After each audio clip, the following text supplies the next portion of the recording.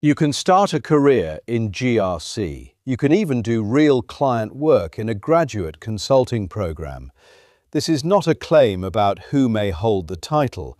It is about readiness for wider client advice, what you are expected to decide, how closely your judgment is reviewed, and who is accountable for the final recommendation.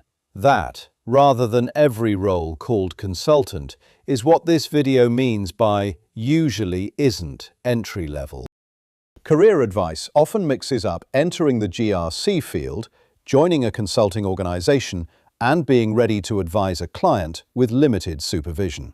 This video separates those steps and gives you a practical route for building capability without overstating your experience.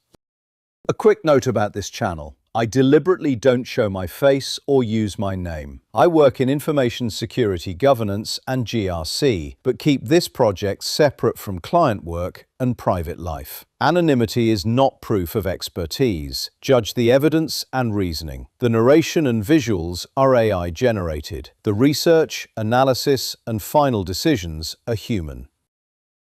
GRC is a broad field. It includes documentation, evidence collection, policy work, risk analysis, control testing, audit support, third-party reviews, governance, and executive advice. ISACA's career map describes the broader GRC area as entry to mid-level. It also lists analyst, consultant, and manager roles, but that does not mean every one of those titles begins at the same level. NIST makes a related point in the NICE framework. Work roles are not the same thing as jobs or occupations. A single job can combine several kinds of work. Do not ask only, is this called a consultant role? Ask, what decisions will I make? What will I deliver? Who checks my judgment? And where does my authority stop? Those questions tell you more than the title. A 2025 ISC² study surveyed 929 cybersecurity hiring managers across 6 countries. The tasks they most often considered suitable for entry-level professionals included documentation and reporting. Governance was among the tasks they more often reserved for experienced professionals. That finding is not a universal rule, and it covers cybersecurity broadly, not only GRC consulting. But it shows the capability boundary we need to examine. An early career security posting retrieved in July 2026 provides one concrete example. Its junior GRC support tasks include collecting audit evidence, completing control checklists under an analyst's direction, updating risk registers, and maintaining documentation. The role also describes defined runbooks, close mentorship, and clear escalation paths. The work is real, useful, and capable of building a strong foundation. What makes it developmental is not that the work is fake or unimportant. It is that the responsibility is bounded and the judgment can be reviewed. 2 postings retrieved in July 2026 show how broad the work behind a consultant title can become. They are illustrations, not evidence of what most employers require. An EY cybersecurity GRC consultant role in Portugal asks for 1 to 3 years of relevant consulting or advisory experience. Its responsibilities include assessments, client advice, stakeholder reporting, and management of several engagements. A specialized US cloud security GRC role asks for more experience and adds technical assessments, engineering guidance, and leadership recommendations. These 2 postings do not prove what every employer requires. They do illustrate the work hidden behind some consultant titles. Interpreting evidence, dealing with ambiguity, communicating across roles, and taking responsibility for recommendations. Years alone are a poor summary of readiness. Better questions are whether the work was relevant, whether someone challenged it, and whether responsibility grew. Experience in audit, privacy, legal, quality, finance, operations, IT, or risk may also shorten the transition, but that is practitioner judgment rather than a measured progression rule. The simplified career story is attractive because much of GRC looks accessible from the outside. Frameworks are available, terminology can be learned, and certifications can provide structure, knowledge, and a useful hiring signal. Many GRC tasks do not require software development. Even so, not coding heavy does not mean without technical or operational context.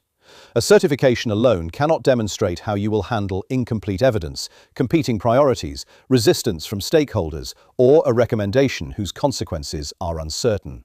Certifications differ. Some require experience, some test more demanding material. Some may help you obtain the supervised opportunity you need. A certification can be useful. It still is not complete evidence of delivery judgment. Consider a simple access review example. A policy says privileged access must be reviewed every quarter.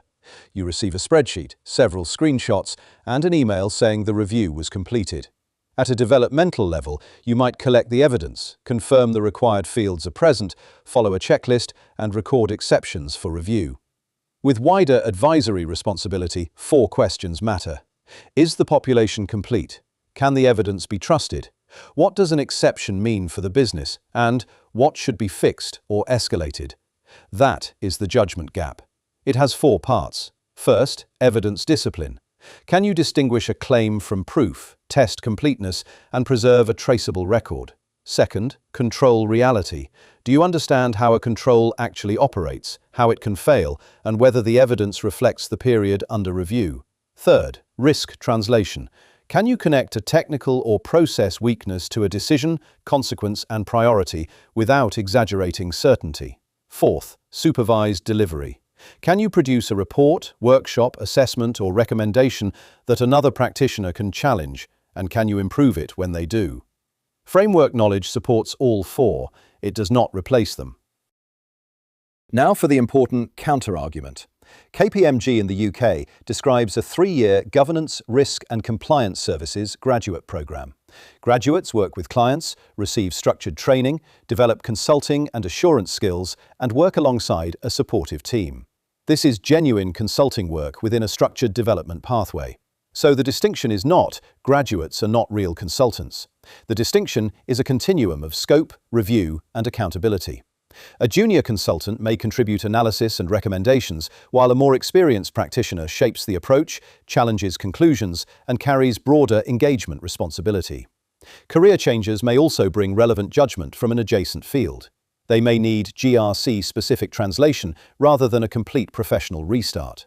Some narrow, standardized services may also be suitable earlier, when templates, peer review, and clear escalation limit the responsibility involved. That is, practitioner judgment rather than a finding from these sources. The word "usually" in the title matters.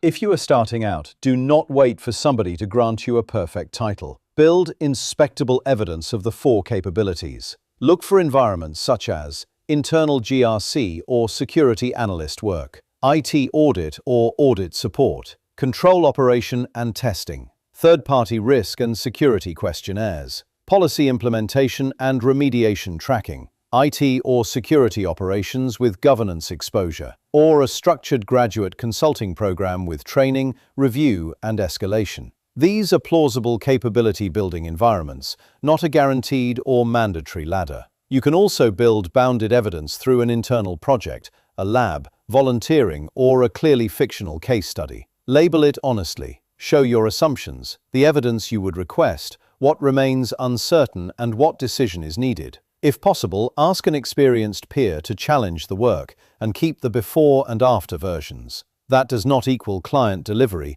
but it can show how you reason and respond to review. The next episode will cover that portfolio in detail. When you read a GRC analyst, consultant, or graduate posting, ask 3 questions. Who reviews my judgment? If nobody does, the role may expect capability it will not teach. What deliverables will I own?